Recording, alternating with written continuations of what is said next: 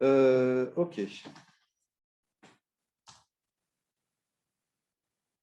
Alors, Matplotlib. Donc, Matplotlib, c'est le machin qui permet de tracer des courbes en Python. Donc, alors juste pour commencer, un exemple sur un vieux truc que j'ai repris. Ça. Donc, ça fait la courbe moche qu'on n'a pas envie de voir.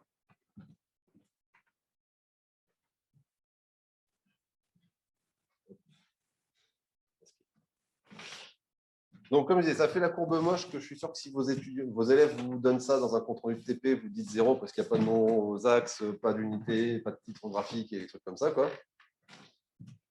Des trucs classiques. Et ça permet de faire des trucs un tout petit peu plus sexy quand on sait ce qu'on fait. Pas très bien. La visu n'est pas terrible. Bon, il y a des trucs écrits, mais avec le fond bleu, on ne voit pas. Et on peut même faire des trucs interactifs, ça bouge. Voilà, après ça, c'est pour les trucs où on veut faire joujou avec des boutons à bouger et ça marche bien.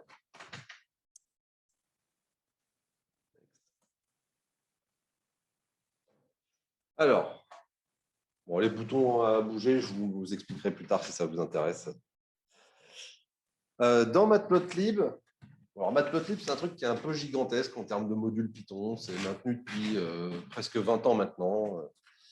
Ça a beaucoup de fonctionnalités. C'est très utilisé. Alors, il y a plein de trucs.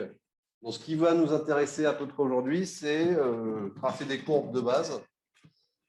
Alors, ça fait de la courbe de base, ça fait des histogrammes, des barres d'erreur, enfin, tout ce que vous pourriez imaginer en termes de graphique. Faire du tracé de surface. Donc là, après, faire des courbes animées, faire avec des boutons où on change les valeurs, ça remet à jour les courbes et tout ça. Donc là, il y a plein de possibilités offertes avec Matplotlib. Alors, c'est génial pour faire des cours, on fait plein de trucs qui bougent. C'est assez rigolo. Et alors, dans Matplotlib, il y a plein de choses. Donc, nous, on va s'intéresser particulièrement au sous-module qui s'appelle PyPlot. Alors, l'intérêt de ce sous-module, alors, c'est pas qu'il offre des fonctionnalités en plus, c'est qu'il. En gros, c'est un peu un cache-misère, ce module. Ça a caché plein de plomberies de Matplotlib. Et ce qui fait que d'un point de vue utilisateur, c'est vachement simple à utiliser.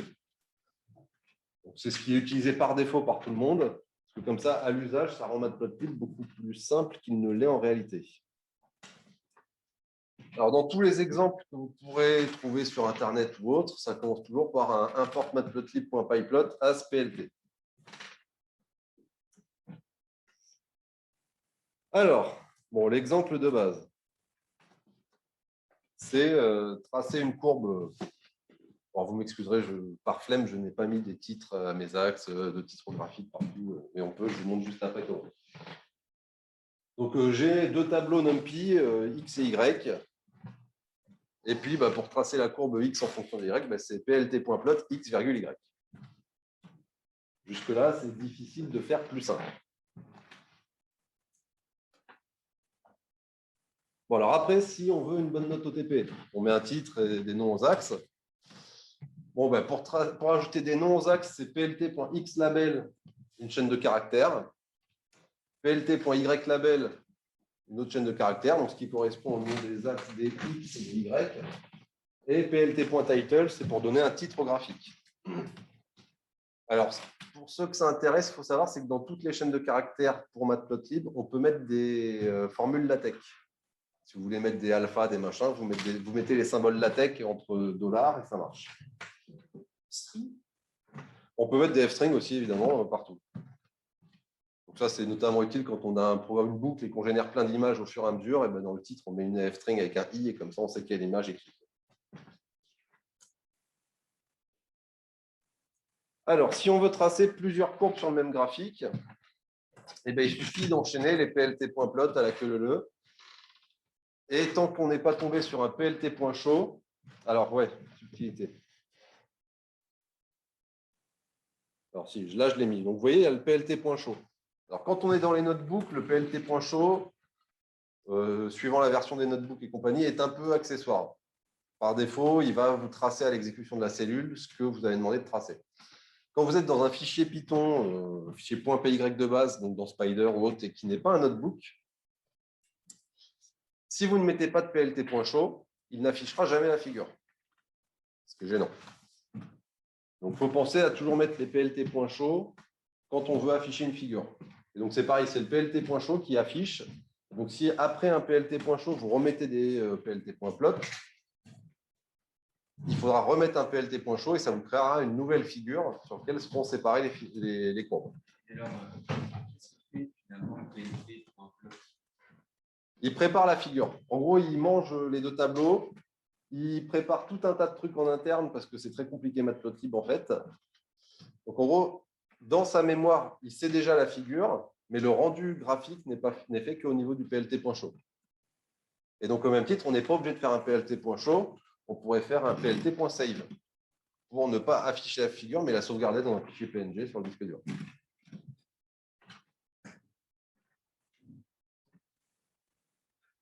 Donc, si on met à la queue leu plusieurs PLT.plot, ça va tracer les différentes courbes sur le même graphique au moment du PLT.show. Alors, par défaut, il met des couleurs différentes. Alors, on peut changer les couleurs, évidemment. On peut tout changer. C'est ça. En fait, il a un cycle de couleurs. Alors, je crois qu'il en a 16 ou 32 en mémoire de base. Et donc, dès qu'on fait un nouveau PLT.plot, il passe à la couleur suivante dans sa liste. Bon, quand il est arrivé à la fin de son cycle, il recommence au début. Et donc, par défaut, sans rien lui dire, quand on va tracer deux courbes, il va les tracer de couleurs différentes. Bon, alors évidemment, quand on a deux courbes, on veut mettre des légendes. Donc, pour mettre une légende, il faut faire deux choses. Il faut, au niveau du PLT.plot, spécifier un label, donc qui va être le nom de la courbe dans la légende. Et après, il faut ajouter le PLT.legend pour lui dire « ajoute la légende sur le graphe ». Parce que si vous ne mettez que le label sans le PLT.legend, il ne met pas la légende. Donc là, ça vous met une légende.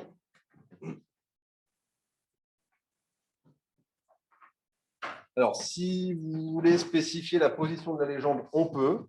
Par défaut, il la met dans un coin. Je ne dirais pas qu'il la met toujours en haut à droite, mais peut-être. Mais après, on peut spécifier, quand on fait le PLT.legend, mettre des arguments. Alors, par exemple, il y a un argument qui marche à peu près bien, c'est loc égale entre la chaîne de caractères best. On veut dire trouve la meilleure localisation. La meilleure, c'est celle dans le sens où tu ne recouvres aucune courbe. Et après, sinon, on peut la spécifier en termes de coordonnées dans le carré 0,1, 0,1.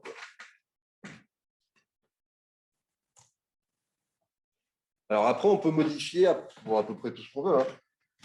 Donc l'épaisseur du trait, le style du trait, la couleur, mettre des marqueurs pour les points. Alors, par exemple, voilà, un exemple où je modifie à peu près tout.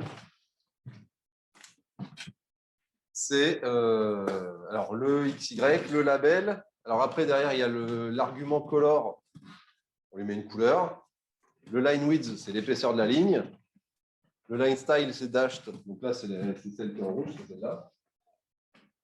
Et après, j'ai pour l'autre, les marqueurs, j'ai mis des X, donc ça veut dire que ça va faire des petites croix. La couleur, c'est vert et la taille des marqueurs, c'est 12. Donc, voilà, donc on peut changer tout ce qu'on veut en termes de représentation du graphe. Alors, il y a plein d'options. Hein. Je vais vous en parler après de la Bible Matplotlib à la fin. Donc voilà, donc on peut customiser autant qu'on en a envie. Tac, tac, tac. Alors, la remarque qui est souvent faite, c'est que Matplotlib, par défaut, c'est pas très sexy. C'est un bord gris, c'est un peu terne. Alors, il y a ce qu'on appelle les feuilles de style, qui sont des, entre guillemets, des thèmes prédéfinis pour Matplotlib qui permettent de faire des choses un peu plus jolies. Bon, le joli, question d'interprétation. Donc, par exemple, je vais sortir 30 secondes.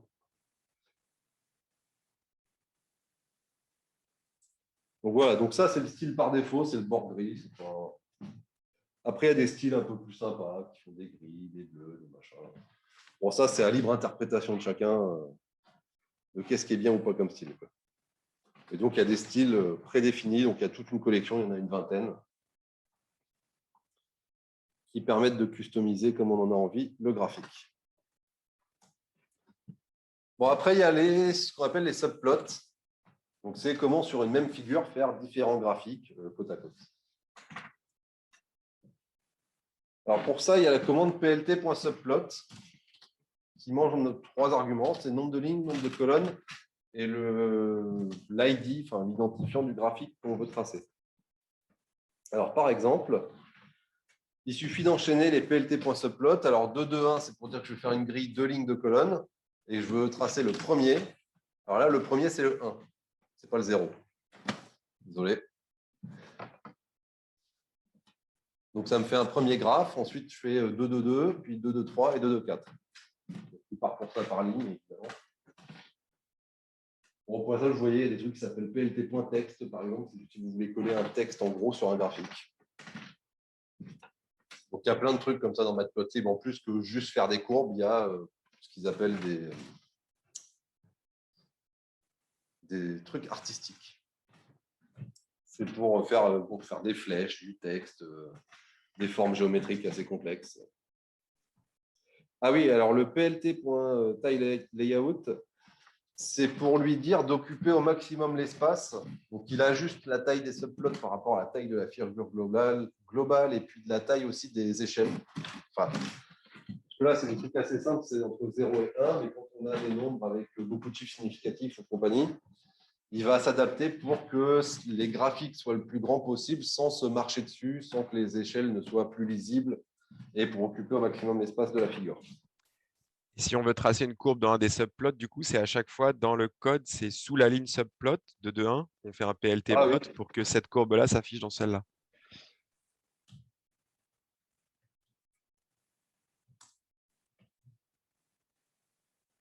PLT, ça marchera mieux. Voilà. Et donc là, il m'a tracé ma courbe 0,1,0,1.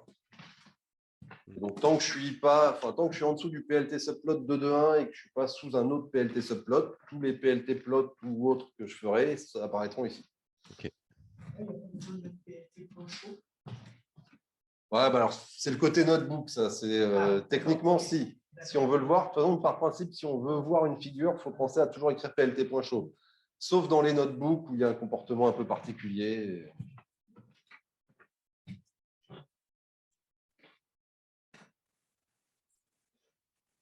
Alors, ça, c'est la première version. Il y a une autre version des PLT subplots. Alors, ça, c'est la fonction PLT subplot. Et il y a la fonction qui s'appelle PLT subplot, avec un S, qui permet de générer directement tous les subplots. Alors, c'est un peu plus complexe. En gros, le subplot, vous lui donnez un tuple qui est nombre de lignes, nombre de colonnes. Et lui, il vous renvoie une liste. Et chaque élément de cette liste, c'est un objet de type axe de Matplotlib. Donc, le premier, ça correspond à la première figure, deuxième figure, ainsi de suite. Et dans ces axes, on peut tracer des choses aussi. Alors après, ça dépend vraiment comment on veut le faire. En fait, les deux reviennent à la même chose. C'est après une histoire de style de programmation, entre guillemets. Bon, alors, dans les trucs autres que juste des courbes, on peut faire des histogrammes, évidemment. Donc, c'est plt.hist. Bon, là, j'ai fait une distribution. Donc, il y a plein d'options pour jouer sur la transparence, les couleurs des graphes et compagnie. Là, comme ça, vous voyez, on peut en tracer deux l'un par-dessus l'autre avec une transparence pour voir celui qui a été tracé en dessous. Bon, il y a plein d'options un peu.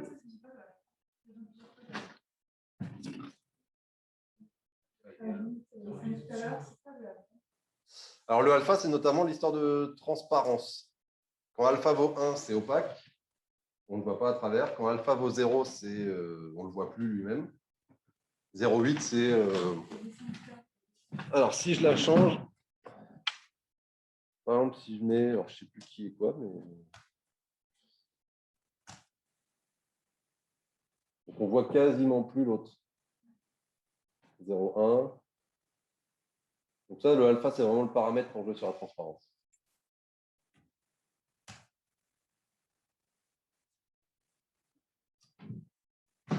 Ça, le bins, c'est le nom de famille dans l'histogramme, quoi. Et le density, j'avouerai que je ne sais plus. Meilleur moyen étant de le mettre à false pour voir ce qui se passe.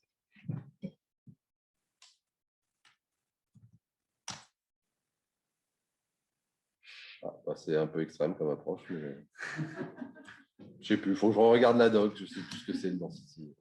Il y a trop d'options dans Matplotlib. Ça, alors après, vous voyez, histotype, le step field, c'est dans un cas, on voit les petits espaces entre les familles et dans l'autre, on ne voit plus les espaces. Enfin, c'est pareil, Matplotlib, c'est très bien. Le problème étant qu'il y a juste trop d'options pour toutes les retenir à chaque fois. Bon, après, il y a les scatter plots aussi, j'aime bien, ça fait des boules, ça fait des couleurs. Où là, je définis alors une liste X, une liste Y, donc des valeurs aléatoires, 50 valeurs aléatoires à chaque fois. Je calcule un Z qui est X carré plus Y carré. Et après, on peut même pousser le scatterplot à faire que la taille de la boule est fonction de la valeur de Z. C'est ce que je fais ici. En fait, je fais np-pop. Alors, pourquoi le 30? C'est que ça devait bien rentrer, je pense, dans le graphe. Donc là, je définis une taille pour chaque valeur de Z qui est proportionnelle à la valeur de Z. Et pareil, les couleurs sont fonction. Donc c'est le S, ça c'est pour vraiment la taille du cercle. Et le C, c'est pour la couleur associée à chaque cercle. Et donc là, qui est pareil, est proportionnel à la valeur de Z. Donc plus c'est gros, plus c'est rouge, plus c'est petit, plus c'est bleu, et ainsi de suite. Et donc là, c'est pareil, le alpha, c'est pour avoir la transparence. Si on met alpha 1 ici, bon, il n'y a plus la transparence.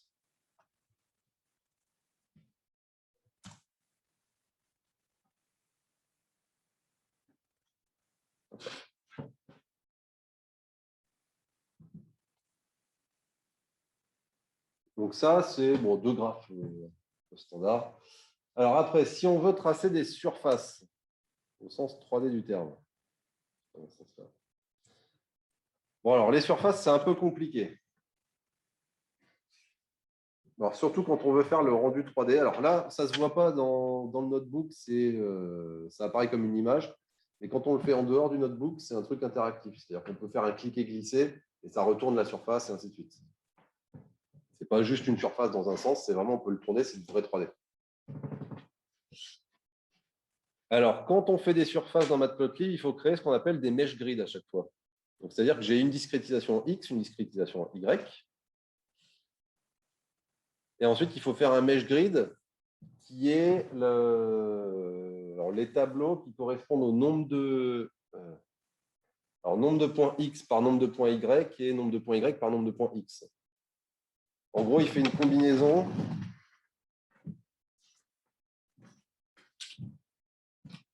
Si j'ai un X, un Y, on fait une discrétisation X, Y. Bon, en fait, si je veux tracer la surface, j'ai une grille à faire.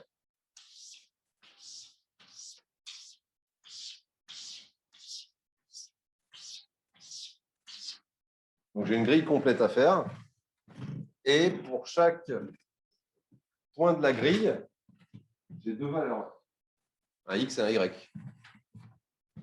Donc, du coup, le mesh grid, il mange cette liste-là, et me ressort les deux tableaux, donc un pour tous les X et l'autre pour tous les Y, de tous les points de la grille. En gros, à partir de deux tableaux 1D, il me sort deux tableaux 2D qui correspondent aux discrétisations de l'espace, suivant les deux premières discrétisations. Pourquoi deux tableaux 2D et pas un seul tableau 2D? Parce qu'à chaque point, j'ai deux valeurs. X, Y, X, Y, Y. Bon, en fait, sinon, il faudrait qu'il me sorte un tableau 3D. En gros, sur ce point-là, j'ai la valeur de X et de Y. Il faut stocker les deux valeurs. Donc, soit il me ferait deux couches dans mon tableau, ce qui fait un 3D, soit il me fait deux tableaux 2D. Bon, et avec la subtilité que le mesh grid, il a deux modes d'indexation, soit IJ, soit... Parce qu'en gros, quand on fait le lien entre un tableau NumPy et le graphique, ce qui apparaît tout de suite, c'est que dans un tableau NumPy, le premier indice, c'est les lignes, le deuxième indice, c'est les colonnes. Quand on fait un graphique, généralement, I, c'est X, c'est la ligne, enfin, colonne plutôt, et Y, c'est les lignes.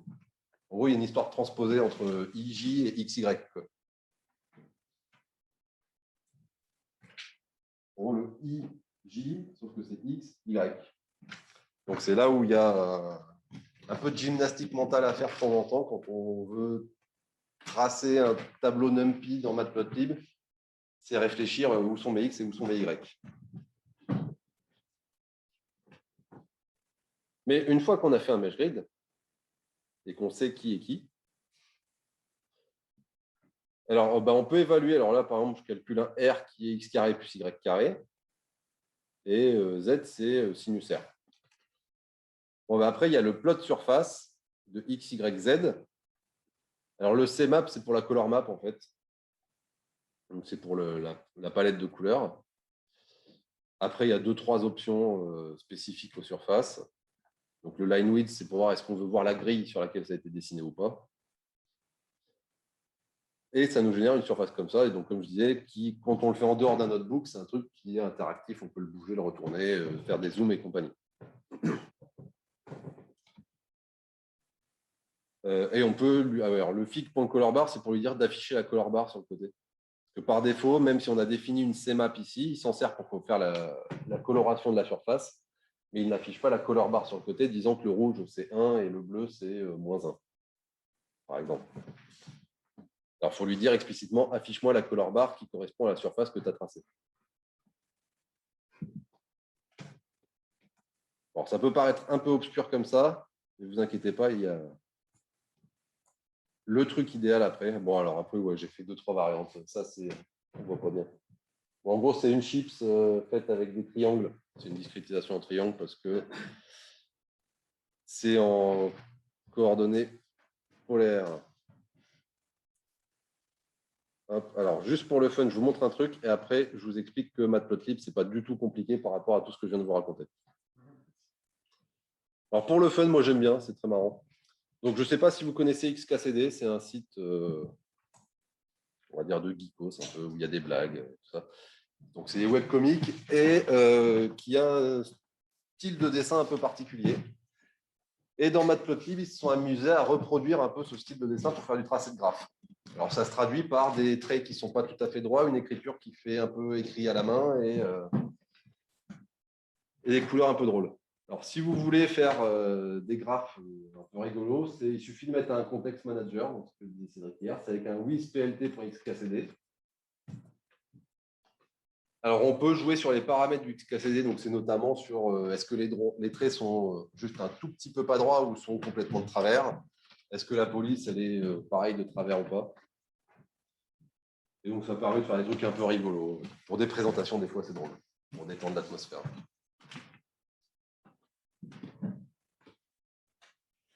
Et alors bon, alors Matplotlib, c'est le plus utilisé, mais ce n'est pas le seul. Il y a plein d'autres librairies qui sont, le module Python qui existe pour faire du graphique en termes de tracé de graphes. Alors, il y a celles qui commencent à être à la mode là, depuis quelques années. Il y a les Plotly et Bokeh qui se disent faites pour faire du big data. Machin. Donc, ça, c'est des trucs qui deviennent un peu à la mode. Alors, c'est à la mode parce qu'en plus, derrière, c'est basé sur des technologies web. Donc, les technologies web font qu'on a des rendus qui sont beaucoup plus sexy que ce qu'arrive à faire Matplotlib parfois. Seaborn, ouais, bon, même, je ne parle même pas. Mayavi. Alors, après, les deux autres, Mayavi, VTK, eux, ils ne sont pas vraiment faits pour faire du tracé de graphes. Par contre, ils sont ultra performants pour faire de la visualisation 3D. Là, je vous ai montré Matplotlib, on peut faire du 3D, le bouger, machin. C'est vrai, il ne faut pas faire ça sur des tableaux trop gros non plus, parce qu'au bout d'un moment, il s'en sort plus trop, le Matplotlib. C'est très bien pour faire des graphiques, des surfaces en 2D. Surface en 3D, on arrive très vite aux limites, où si le tableau est un peu gros, le bouger, ça prend un peu de temps, c'est pas très fluide et compagnie. Alors que les Mayavi VTK, alors Mayavi étant basé sur VTK en fait, eux sont vraiment faits pour faire du rendu 3D. Donc là, on peut faire des surfaces assez complexes en 3D. Les bouger, c'est ultra fluide. Et il y a un rendu qui est très joli. Alors, sachant que le VTK, en fait, qui est derrière tout ça, c'est un truc qui vient du calcul, enfin, de la simulation numérique. C'est un logiciel de visualisation qui est utilisé en mécanique des fluides et mécanique des solides. Donc, c'est ultra performant parce que visualiser des simulations comme ça coûte très cher en fait. Et donc, c'est des choses qui sont très robustes et très utilisées dans d'autres domaines. Alors, il y a une chose à retenir qui n'est pas, c'est très compliqué. Bon, le plot, ça va, ça c'est simple. Après, les surfaces, ok, j'avoue que ça fait peur. Le truc à retenir, c'est ce site. Il s'appelle Matplotlib Gallery. Alors, si vous ne vous souvenez pas du lien, c'est Matplotlib Gallery dans Google, c'est à peu près le premier lien, je pense. Alors, l'avantage, c'est que sur ce site, vous avez des centaines et centaines d'exemples. Et que pour chaque exemple, vous avez toujours le code qui permet de générer la figure. Donc là, après, copier-coller devient votre meilleur ami. Et ça permet de faire des choses très, très avancées. Alors, qu'est-ce que je voulais montrer? Oui. Donc, vous voyez, on peut faire du graphe, mais on peut aussi faire des trucs assez particuliers, mettre des photos, des flèches. Donc, on peut faire des choses assez avancées en Matplotlib. Parfois, c'est un peu compliqué, mais bon, c'est le prix à payer. Si on veut faire des trucs jolis, c'est comme en LaTeX. Si en LaTeX, on veut faire des trucs jolis, il faut souffrir. Donc, voilà. Donc, vous voyez, on peut faire des formes géométriques, tout ce que vous voulez. Et donc, sur ce site Matplotlib Gallery, il y a, disons que si vous voulez faire un truc, vous ne savez pas comment faire, il y a forcément une piste, si ce n'est la solution déjà faite sur ce site. C'est pour ça que je ne m'attarderai pas plus sur Matplotlib, si ce n'est que importe matplotlib.pyplot à plt, plt.plot, plt.show. Et après, tout le reste, c'est couvert par ça. C'est bon, vous avez moins peur? Vous êtes moins traumatisé? Bon, il y aura l'aide pour ça, mais est-ce que vous pouvez donner la fonction juste pour les boutons, là, pour faire varier les paramètres au tout début? Ah, Juste le nom de la fonction, après, on regardera dans l'aide. Mais... alors, en gros, pour faire varier, alors pour faire des trucs qui bougent, c'est ici. Voilà. Bah, tiens, en plus, ici, on le voit mieux parce qu'on voit les couleurs. active. Hop. Donc, en gros, c'est une fonction interactive. Donc, ce que mange cette fonction, elle mange une fonction. Alors, c'est une fonction qui mange une fonction, oui. Donc, j'ai une fonction qui fait le tracé pour un jeu de paramètres. Alors, j'ai trois paramètres, c'est E1, E2, sig 0.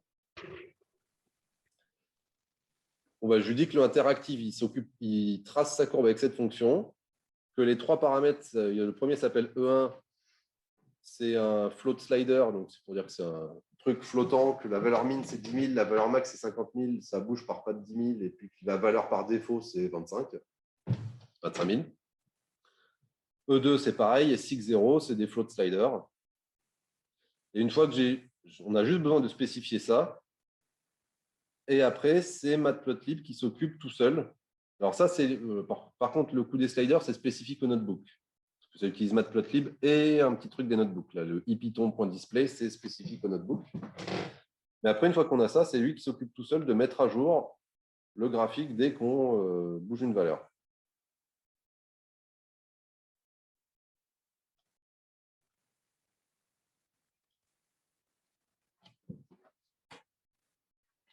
Donc, c'est assez rapide à mettre en place et ça peut être assez commode pour certaines applications.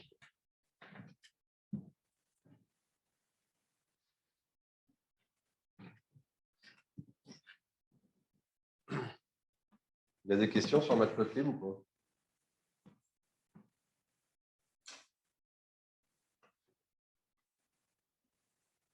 Bon, s'il n'y a pas de questions, je vous propose d'aller manger, de faire la pause pour aller manger et de reprendre à 14 h comme hier.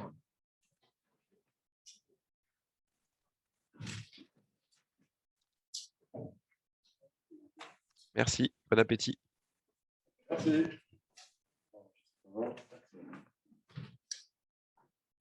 Donc, pour finir la partie, dirons-nous, court, entre guillemets, ou blabla, je vais assez rapidement présenter SciPy.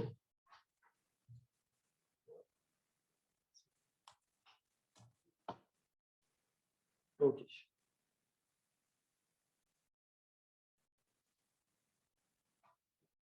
Bon, alors, SciPy, c'est quoi? Alors, SciPy, c'est l'acronyme de Scientific Python. C'est un peu l'énorme boîte à outils d'outils scientifiques numériques pour Python. Alors, SciPy est décomposé en plein de sous-modules, chaque sous-module étant à peu près thématique. Donc, alors, ça fait le grand écart un peu. Donc, il y a des trucs pour faire du clustering, donc on est un peu sur le machine learning et compagnie. Des transformés de Fourier, intégration d'équations différentielles ordinaires, des méthodes d'interpolation, 1D, 2D. Alors, les input-output, ça, on s'en fiche un peu. Il y a un module d'algèbre linéaire qui vient enrichir celui de NumPy. Il y a du traitement d'images multidimensionnelles, des histoires d'optimisation, du traitement du signal, des matrices sparses. En matrice sparse, c'est les matrices où on stocke que les valeurs non nulles. On organise de la place en mémoire quand on a des très très grosses matrices. Des algos pour faire du traitement de données spatiales et puis après, ouais, des trucs de stats. Donc, il y a un scope assez large à SciPy.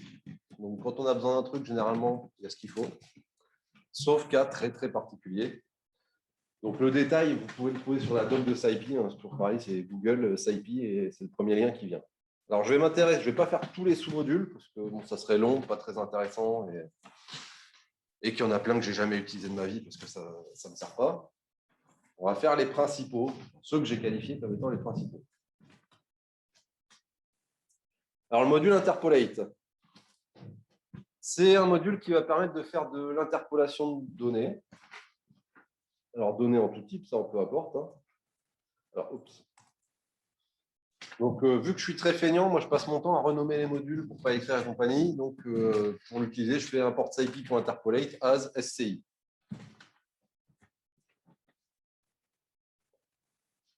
Alors, la fonction de base, la plus simple, mais celle qui est la plus utile, dirons-nous, c'est le interpindé. Alors, qui porte bien son nom, qui va permettre d'interpoler une donnée indé. Alors, on va remettre à la bonne échelle. Merci. Alors, par exemple, là, j'ai fait deux listes. Une liste pour simuler des données données mesurées. Donc, une première liste, enfin, un premier tableau time acquisition qui va être des temps entre 0 et 1, où je vais mettre 20 pas de temps. Et je crée des fausses données, entre guillemets, où je fais le sinus de 2np fois le time acquisition, et j'ajoute un bruit, pour ne pas faire une jolie courbe, faire un truc un peu moche comme dans la vraie vie. Quoi. Et donc ensuite, j'appelle mon interpindé en lui donnant donc, la liste des X, la liste des Y, et il me retourne un truc interlinéaire. Donc si j'affiche, il me dit que c'est une classe. Bon, en gros, ce qui me retourne, ça va être quelque chose que je vais pouvoir appeler comme une fonction. Parce qu'avec Cédric, hier, il n'a pas eu le temps de faire les classes, donc je ne vais pas rentrer dans le détail là-dedans. Mais en gros, ce que je peux faire maintenant, c'est recalculer une nouvelle liste des X. Alors là, je mets 100 pas de temps maintenant, toujours entre 0 et 1. Et j'appelle mon interp linéaire comme si c'était une fonction. Donc avec des parenthèses, la liste des pas de temps que je veux évaluer, et ça me retourne l'interpolation sur tous ces pas de temps. Alors juste après, voilà.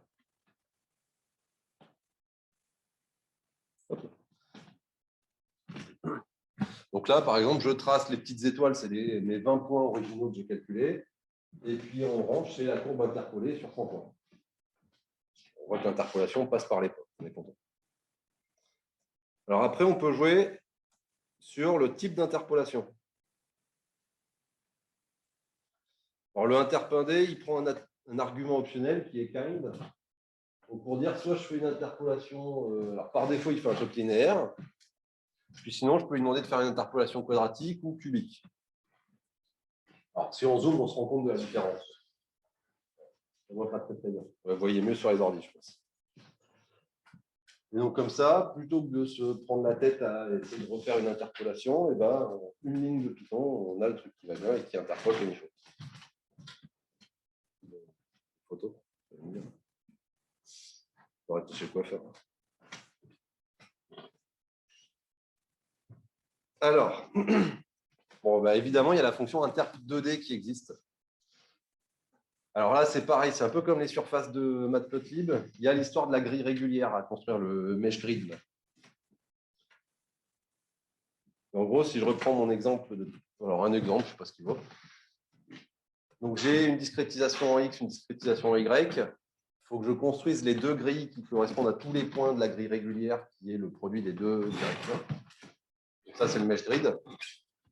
Et après, je peux faire une interpolation 2D, du coup, sur mes XY. Et donc, comme ça, je peux. Alors, ça, je l'ai utilisé notamment dans l'exemple que je vous ai montré au tout début, la vidéo qui bouge l'équation de propagation des ondes. C'est-à-dire que je faisais la résolution sur une grille pas très fine, ça va vite. Et après, la solution que je traçais, je la réinterpolais sur une grille beaucoup plus fine pour avoir quelque chose de beaucoup plus smooth. Et donc là, comme ça, je passe d'une grille qui était très grossière, on ne voyait pas grand-chose, à une grille qui est beaucoup plus fine, et on voit mieux les gradients dans la fonction.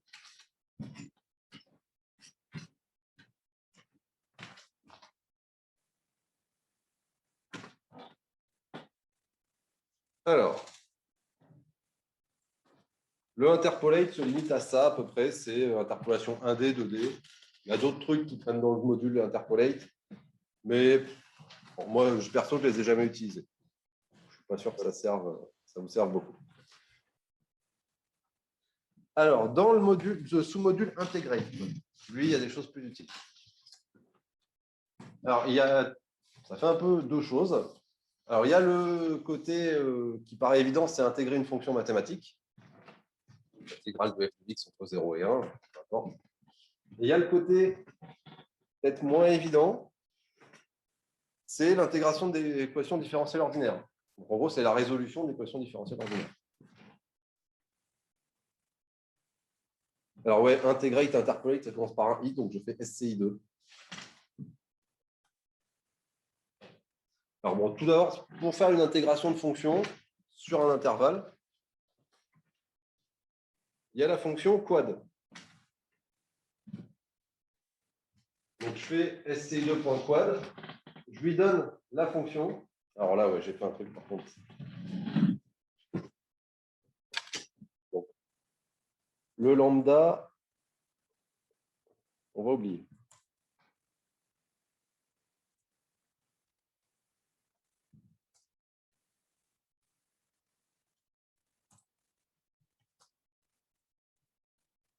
Hop, c'est pareil.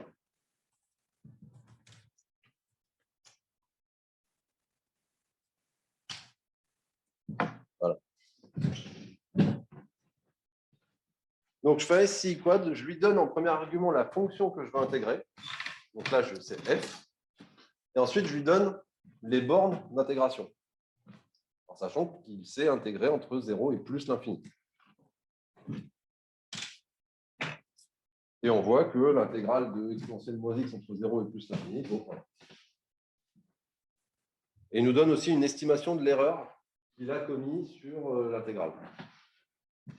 Donc là, on voit qu'on a une erreur à 10-11.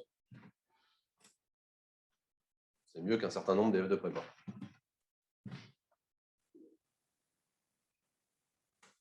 Donc là, très simplement, comme ça, on peut faire de l'intégration de fonctions. Ça se fait tout seul et ça marche bien. Alors, le truc le plus utile maintenant dans SciPy Integrate, c'est l'intégration d'équations différentielles ordinaires. Et donc, ça se fait via la fonction ODE-int. Ordinary Differential Equation Integration. Bon, alors, ODE-int, il y a toute une tartine d'options qui sont expliquées dans la doc. On peut choisir quelle méthode est cachée derrière, les critères. Enfin, c'est potentiellement un peu lourdingue. Mais on peut l'utiliser tel quel. Dans la plupart des cas, les trucs par défaut, ça marche. Sauf problème très compliqué, très atypique, on peut se contenter des valeurs par défaut. Alors, j'ai repris un truc classique, un système masse-ressort. On a l'équation différentielle ultra connue ici. Alors, je définis les paramètres. Bon, alors, ODE int, il sait intégrer que les équations différentielles du premier ordre. La plupart des codes savent intégrer facilement les équations différentielles du premier ordre. Le second ordre, c'est un peu plus délicat. Mais on s'en sort toujours parce qu'on peut, via un changement de variable assez simple, se ramener à transformer une équation différentielle du second ordre en un système d'équations différentielles du premier ordre. Et donc là, même si du coup on se retrouve avec deux équations, il n'y a pas de problème, on sait faire pour une, on sait faire pour deux. OK. Bon, du coup, quand on retripatouille l'équation précédente, bon, en gros, l'idée, c'est de poser un y qui vaut x points et puis et après de faire le changement de variable. On a un système d'équations différentielles ordinaires du premier ordre. Et alors ça, on sait très simplement le résoudre. En fait, on définit la fonction qui correspond à notre système. Donc là, c'est la fonction qui doit retourner. Alors du coup, nous retourne deux valeurs, parce qu'on a un système de deux équations. Et une fois qu'on a défini cette fonction, on peut tout simplement appeler le ODE int sur cette fonction en donnant un état initial. De toute façon, il faut forcément un état initial, une discrétisation en temps, et potentiellement des arguments optionnels. C'est si la fonction ne dépend pas que de l'état et du temps, mais d'autres arguments, là qui sont xi et oméga, et ben, il faut les fournir aussi en entrée. Et donc en lançant ça, il nous résout notre système, il nous résout notre problème différentiel, et on récupère en sortie donc solution 2.0, qui est l'évolution de la première valeur, donc c'est le déplacement dans le système. En gros, on a décomposé le système, c'est déplacement vitesse. Excuse-moi, vas-y. Ouais. Tu peux détailler un petit peu ça, parce que je pense, enfin, personnellement, j'en aurais besoin assez souvent, à mon avis. Rappeler la signification des différents arguments, tout ça. Yes. Alors, au niveau du ODE int, même un peu au-dessus là, dx sur dt, x time, xi, oméga. Alors, en gros, c'est que en Merci. fait, j'ai fait un changement de variable qui est y égale x points. Donc, j'ai introduit une nouvelle variable, ce qui fait que je me retrouve avec un système qui est, alors j'ai noté x points, c'est pas forcément le bon truc que j'ai noté. En gros, il faut comprendre xy. Donc, moi, j'ai un vecteur d'inconnu, j'ai deux inconnus maintenant. Et du coup, ce vecteur d'inconnu me permet d'écrire d'un côté x point égale une fonction de x. Donc, grand x point égale une fonction de x.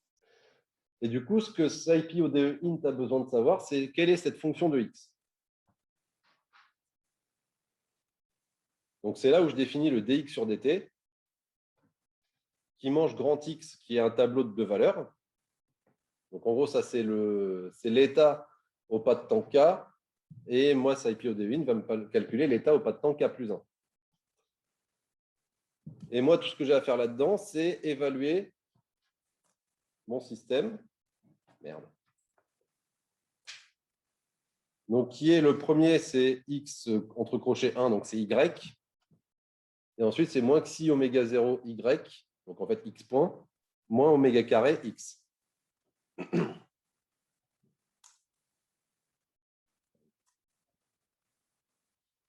Donc là, j'ai le x entre crochets 1 qui est y.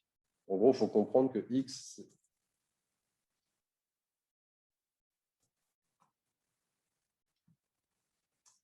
xy.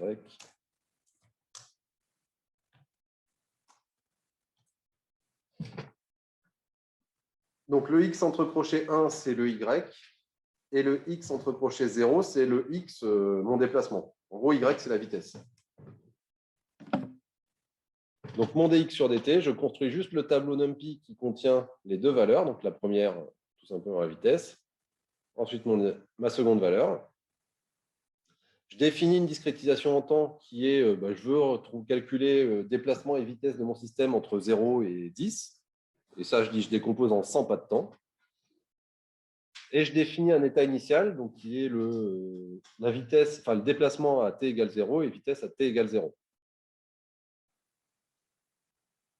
Et ensuite, une fois que j'ai ça, j'ai tout ce qu'il me faut pour appeler le ODE int, où le premier argument, c'est la fonction de mon système. Donc la fonction qui me permet de calculer d grand x sur dt. L'état initial derrière, une discrétisation en temps. Et ensuite, le args, qui est un peu optionnel, enfin qui est optionnel, mais là j'en ai besoin. C'est parce que, en gros, ma fonction dx sur dt ne dépend pas que de l'état et du temps. Elle dépend de deux paramètres qui sont des paramètres propres au système. Donc, le xi et le oméga 0. Et du coup, pour que dx sur dt, enfin dx underscore dt soit appelé avec le bon nombre d'arguments en entrée, par défaut, il l'appelle qu'avec état init et puis un pas de temps. Bon, et ben pour qu'il lui passe également le xi et oméga, qui sont des trucs définis n cellules plus haut, voilà, ici. Voilà, xi et oméga, je les ai calculés avant dans d'autres cellules. Et ben, j'utilise l'argument args où je mets dans un tuple xi oméga. Et après, la fonction ODEINT, quand elle appelle dx sur dt, enfin dx dt, elle, alors comme disait Cédric hier, elle unpack le tuple. Moi, j'aime bien dire, elle éclate le tuple pour repasser les arguments xi et oméga. D'accord, merci. Et donc, à la fin, on récupère solution qui a un tableau, nombre de lignes, c'est le nombre de pas de temps, nombre de colonnes, c'est le nombre d'inconnus du système d'équation différentielle. Donc là, 2.0, je récupère la première inconnue qui est mon déplacement. 2.1, je récupère la seconde inconnue qui est la vitesse.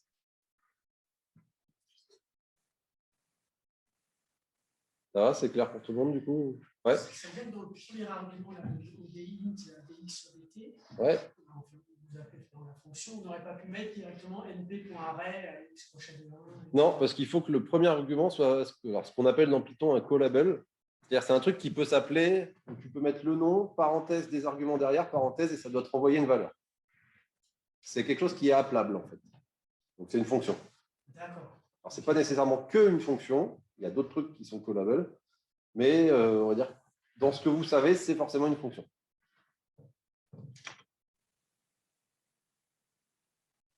Parce qu'en gros, le principe, c'est quand il résout son équation différentielle, il fait un mix entre une méthode de Euler et une méthode Runge-Kutta. Ça dépend de l'équation, de comment ça avance et compagnie.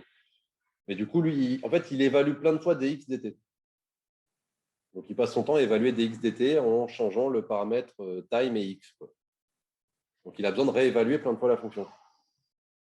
Quelque chose que j'ai du mal à comprendre, c'est que toujours ce premier argument, on appelle une fonction et on lui présente pas, on n'écrit pas les arguments de la fonction. Parce que non, c'est au elle a 4.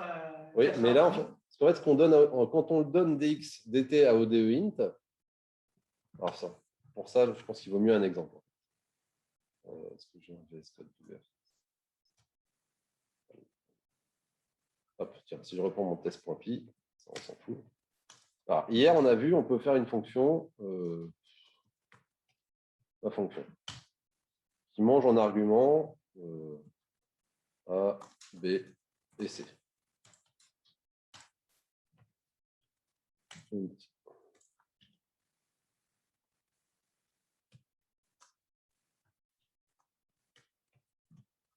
Fonction.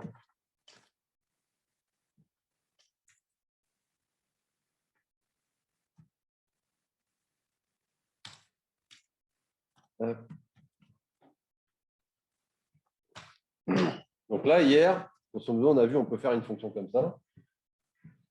Et puis, on peut appeler ma fonction.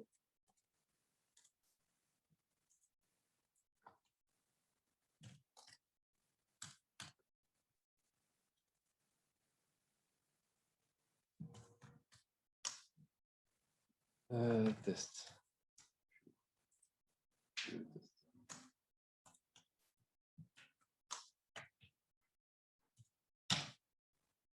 Voilà, et donc là, il m'affiche bien le message. Bon. Coucou from ma fonction, 1, 2, 3. Jusque-là, classique. Alors, chose que vous n'avez pas forcément vue hier, c'est que je peux faire ça. Et ensuite, je peux faire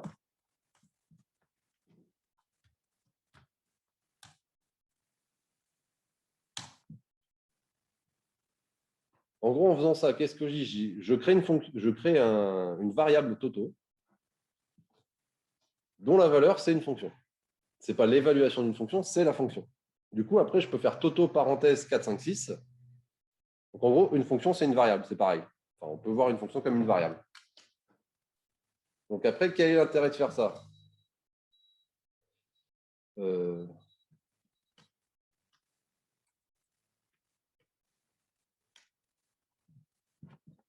c'est de faire une grosse fonction qui mange un machin f. Allez, je vais même le faire en mode comme dans SciPy. Args. Quelque chose args. Deux points. Étoile. Hop. J'explique après.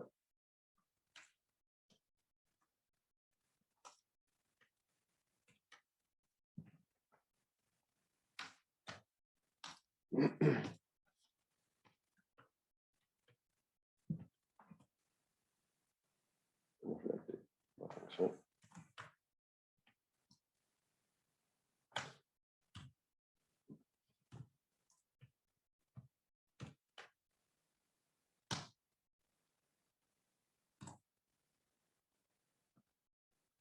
Qu'est-ce que j'ai fait? Ça c'est. Je m'embrouille. OK. Et alors, du coup, qu'est-ce que j'ai fait là? Là, j'ai défini une fonction qui s'appelle ma big function, qui mange deux arguments, un machin f, un machin args. Elle affiche coucou compagnie. Je vais même le décomposer.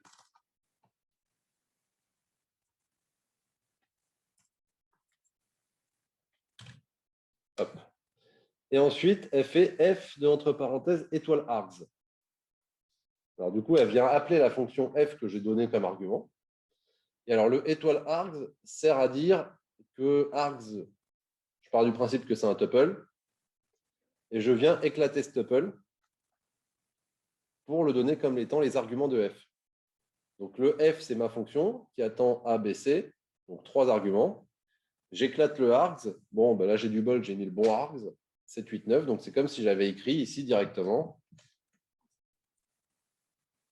Le étoile args, l'étoile, ça éclate le tuple. Ouais. Donc là, ça revient exactement à si j'avais écrit directement ma fonction de 7, 8, 9. Parce que j'ai passé ma fonction comme étant f et args, c'est le tuple 7, 8, 9. C'est clair ou c'est pas clair? Non, je ne sens pas que c'est clair.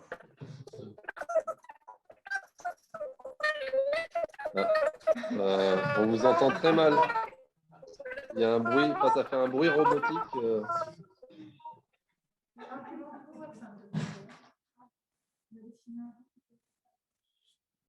Bah alors là, en fait, j'ai rien spécifié. Alors, ce que je pourrais faire, c'est faire le typing, là, c'est-à-dire donner des indications disant que f doit être forcément ce qu'on appelle un callable, donc c'est une fonction, et args doit être un tuple.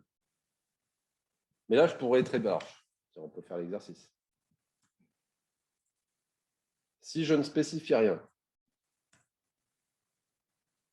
et puis j'ai oublié, il s'est passé 10 minutes, j'ai fait le tour du bocal et j'ai oublié qu'il fallait que je mette un tuple. Et là, ça ne marche plus. Parce que quand il essaie de faire étoile args, args, c'est plus un tuple, c'est juste un nombre. Donc du coup, étoile d'un nombre, il ne sait pas quoi faire. Vous voyez, il vous le dit que le truc derrière un étoile, ça doit être soit un itérable, enfin ça doit être un itérable et pas un int.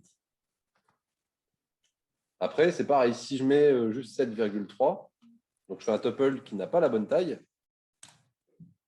bah, j'ai encore une autre erreur, parce que là, ma fonction, il manque un argument qui est nécessaire, l'argument C.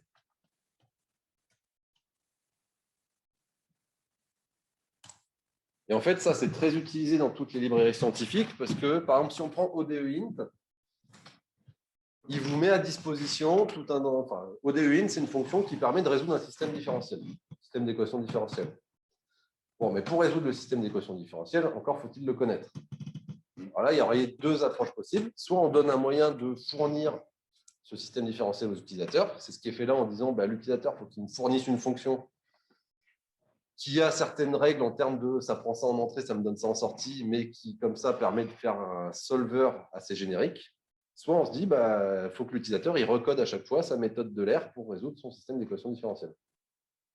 Donc en fait, c'est le seul moyen qui existe. Ça, c'est vrai pour Python, mais c'est vrai pour tous les langages en fait.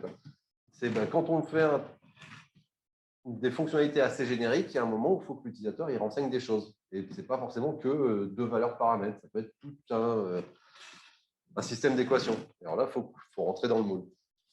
Donc là, en l'occurrence, ça passe par définir une fonction qui a certaines propriétés.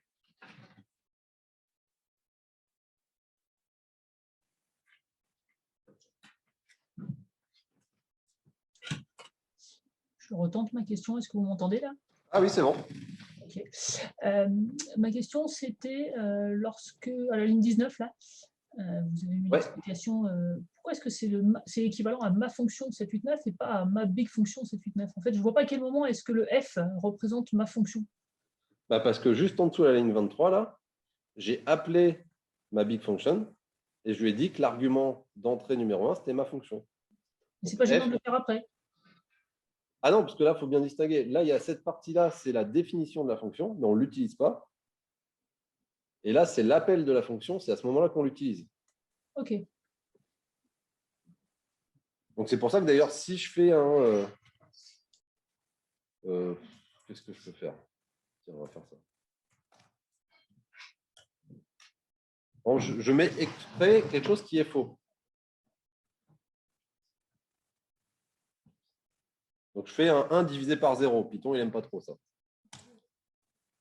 Bon, ben, tant que je n'appelle pas la fonction, donc là, le code, la fonction, elle est définie, mais elle n'est jamais appelée. Du coup, Python, il ne se rend jamais compte qu'il y a une énorme erreur. Par contre, à partir du moment où j'exécute la fonction, bon, là, il se rend compte qu'il y a un problème. Donc, il faut bien distinguer, il y a l'étape de définition d'une fonction, où je définis que la fonction elle va prendre un certain nombre d'arguments en entrée, me retourner des trucs. Bon, très bien. Et après, il y a l'appel de la fonction, où là, on lui donne explicitement les arguments. Et donc là, en gros, quand on appelle la fonction comme ça, f devient ma fonction et args devient 7,310.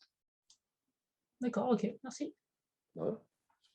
Là, pour revenir sur ODI, Yes. avant, là, finalement, on a un dx sur dt qui est une fonction qui a 4 arguments. Oui. Et dans l'appel dans ODInt, si je comprends bien, le premier argument, c'est la fonction. Après, les autres arguments, c'est normalement ce qui doit rentrer dans l'argument de la fonction de x sur dt. Donc, l'état initial, c'est toujours le. C'est un x0, en fait, oui. Ouais.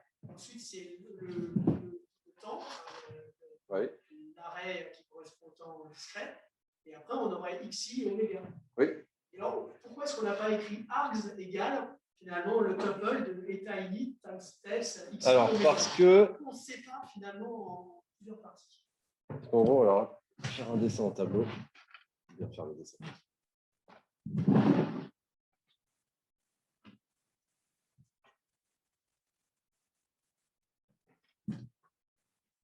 Bon, quand on a un truc de la forme dx sur dt égale f de x.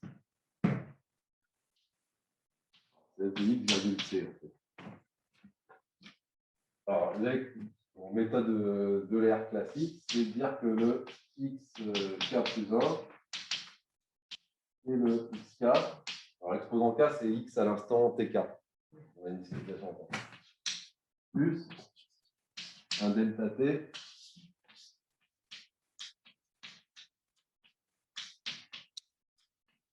tk. Donc, c'est-à-dire que peu importe le système, le minimum nécessaire pour calculer la solution, c'est une fonction qui dépend forcément de x et t. Donc ça, pas le choix. C'est-à-dire que si la fonction dx sur dt ici, j'avais dit, elle ne prend rien en entrée, ODEInt, il aurait planté lamentablement en disant je cherche à mettre 2 arguments en entrée et il y en a 0 possible. L'ordre est imposé, on ne pourrait pas mettre time virgule x. Non, voilà. En gros, les 2 premiers x virgule time, c'est grave, c'est SciPy ODEInt qui l'impose. C'est-à-dire, si on regarde la doc de ODEInt, il nous dit que le premier argument, c'est une fonction f, qu'elle doit manger forcément un numpy array, un double pour le temps, et potentiellement d'autres trucs derrière. Mais les autres trucs derrière, ce n'est pas le problème d'ODEInt, c'est le nôtre. C'est lié au système qu'on cherche à résoudre. Par contre, le x et le time, ça, il n'y a pas le choix, c'est gravé dans le marbre. Et du coup, là, vu que j'ai un système qui a en plus 2 paramètres xi, oméga, bah, je les ai mis derrière.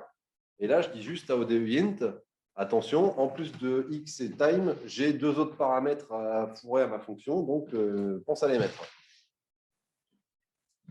Si on en avait eu plus, on aurait rajouté on aurait mis un tuple avec plus d'arguments. Oui, bah, si j'ai X, oméga et puis θ, je dis n'importe quoi, et ben, je mets un θ derrière dans le arc. Et on est obligé d'écrire comme ça sous forme de tuple. On ne pourrait pas écrire xi virgule oméga dans ODInt. Non, parce que du coup, ça ne fait pas partie des. En gros, ODEINT, il a un argument optionnel qui s'appelle args, et il comprend que tout ce qui est fourré dans args, c'est les machins qui font fourrer la fonction derrière. Après, il a d'autres arguments optionnels, donc si on ne met pas le args égal, potentiellement le xi et oméga, il va les prendre pour d'autres arguments à lui, et ça va faire des trucs bizarres.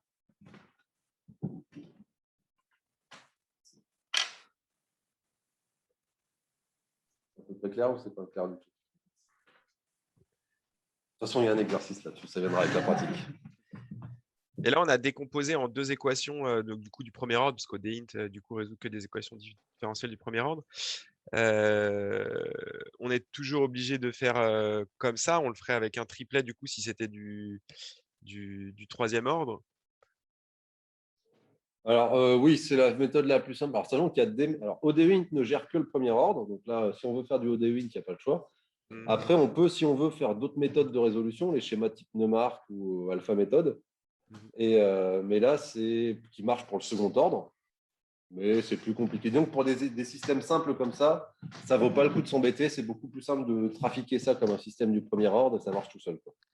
D'accord. Et les méthodes de Euler ou Runge-Kutta n'ont pas de fonction déjà préétablie. Il faudrait les définir nous-mêmes. Ah bah, le Euler, de toute façon, il marche que pour le premier ordre. Alors après, on pourrait essayer de l'étendre au second, mais ouais, bah après, le truc, c'est qu'il faut tout recoder soi-même, quoi. D'accord.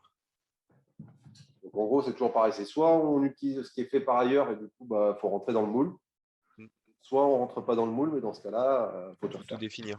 Okay. Ok. C'est pas grave, ça. Donc ça, c'était integrate. Alors, un peu dans le même registre, il y a SciPy optimize.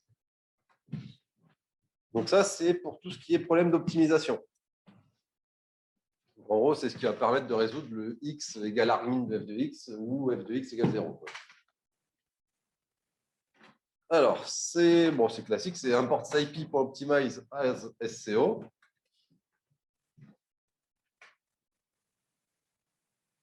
Alors, premier point, c'est pour minimiser une fonction. Donc, il y a une fonction qui s'appelle minimize.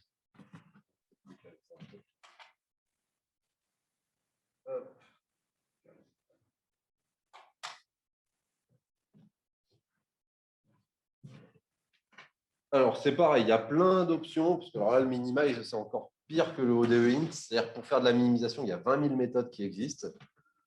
Alors, sachant qu'en plus, sur les problèmes de minimisation, il y a les deux versions. Il y a ceux qui se font avec borne ou sans borne sur les paramètres. Donc là, c'est pareil, c'est à l'usage un peu. Mais disons que dans la version de base, alors là, j'ai repris l'équation de Rosenbrock, là, truc classique. Donc, je définis ma fonction f de x que je cherche à minimiser. Donc là, c'est Rosenbrock de x.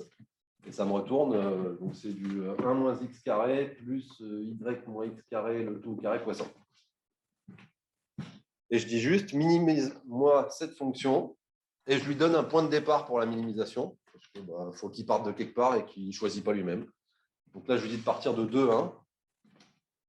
Et à la fin, je récupère un truc result. Alors, result, ce n'est pas la valeur, c'est une structure de données un petit peu complexe qui stocke plein d'infos. Donc, le fun, c'est la valeur de la fonction une fois qu'il a considéré qu'il avait convergé. Bon, alors le S1, tout ça, on s'en fout. La jacobienne, on s'en fout aussi. Alors, il y a le message très important qui vous dit si ça a marché ou ça n'a pas marché. Ça va avec le success, qui est true, qui comme ça a convergé, et qui peut être false quand il n'a pas convergé. Ou qu'il a décidé de s'arrêter parce que ça ne convergeait pas assez vite à son goût, ce genre de choses, il stagnait un peu. Alors, le NFV, c'est le nombre d'évaluation de la fonction f qu'il a dû faire pour minimiser le problème. Donc là, il a évalué 80 fois la fonction pour calculer la solution. Et le x, c'est la solution. Donc là, la solution, c'est la solution classique 1, 1.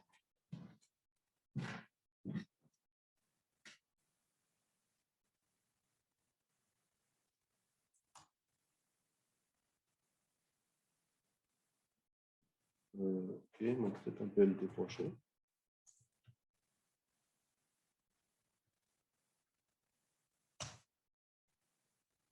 Yes.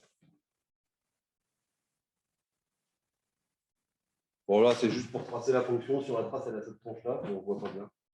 Bon, en fait, elle est mal foutue parce qu'il y a toute une cuvette de minimum. Donc, c'est un truc classique en optimisation. C'est une fonction méchante. Alors, ça, c'est pour minimiser une fonction. Et il y a aussi la version pour trouver le zéro d'une fonction. Donc, ça, c'est la fonction route. Bon, c'est un nom assez classique dans plein de trucs. Ça s'appelle route. Alors, le route, il marche. Alors, ça, c'est la subtilité. Le minimize de tout à l'heure, vous voyez que j'avais en entrée un tableau X de 2 paramètres et en sortie, je retournais un scalaire. Donc, c'était une fonction 2 entrées, une sortie. Et ça marche. Minimize, il marche dans tous les cas, à peu près, c'est souple. Fonction route, elle est moins rigolote. C'est si j'ai 2 entrées, il me faut 2 sorties. Il faut que le nombre de sorties de la fonction soit égal au nombre d'entrées de la fonction.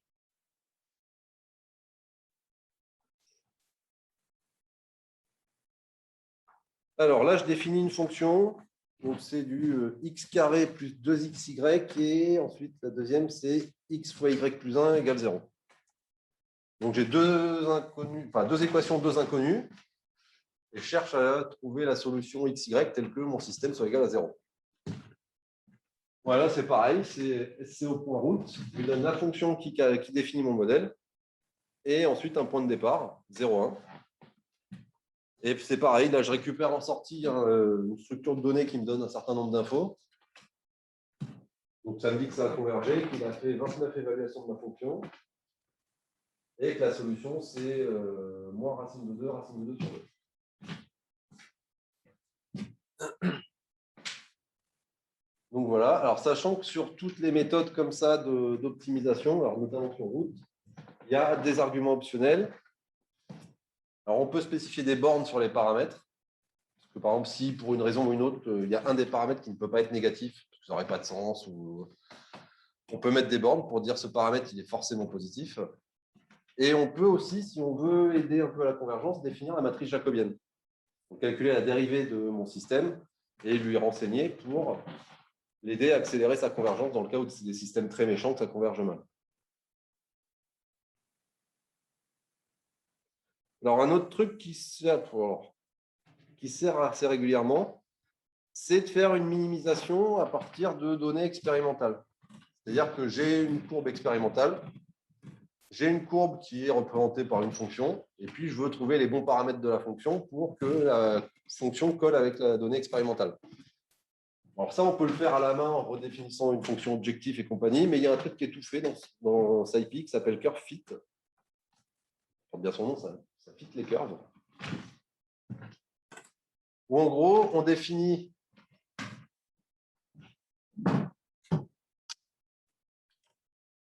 sans les lambdas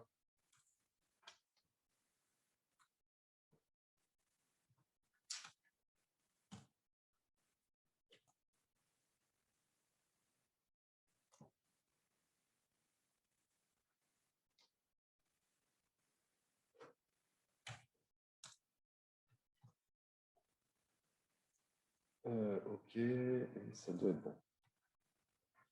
Donc le PLT franchement.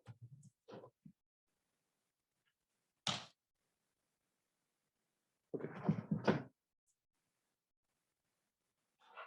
Donc là, je définis une première fonction qui s'appelle fitexpo, où c'est une fonction exponentielle, enfin 1 moins exponentielle. Donc j'ai 2 paramètres, P0, P1. Et donc je vais vouloir identifier les 2 paramètres, enfin ces 2 paramètres P0, P1. Ensuite, j'ai une fonction fitpoly qui me représente un polynôme de degré 4. Donc là, j'ai 5 paramètres. P0, P1, P2, P3, P4. L'étoile P, c'est comme si on éclatait le tuple.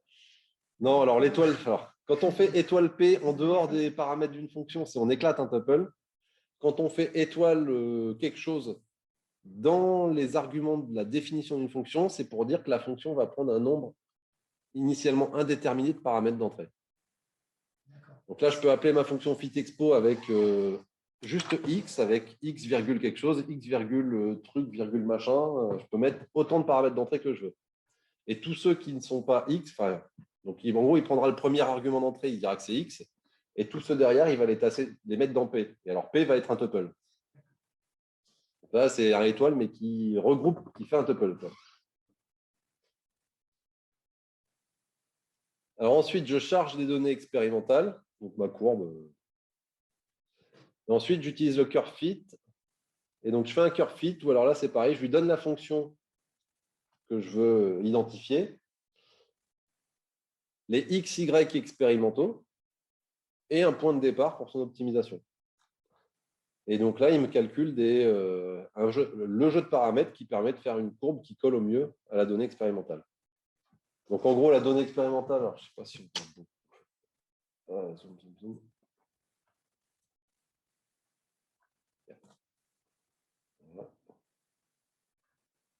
Voilà. En gros, la donnée expérimentale, c'est la courbe bleue. La courbe orange, c'est celle en exponentielle. Et la courbe verte, c'est celle avec mon polynôme d'ordre 4. Et donc là, il m'a identifié les paramètres A et B pour l'exponentielle et A, B, C, D, E pour le polynôme qui permettent d'avoir une courbe qui, selon lui, colle au mieux. En gros, ça colle au mieux au sens d'un écart au moindre carré. Ça va ?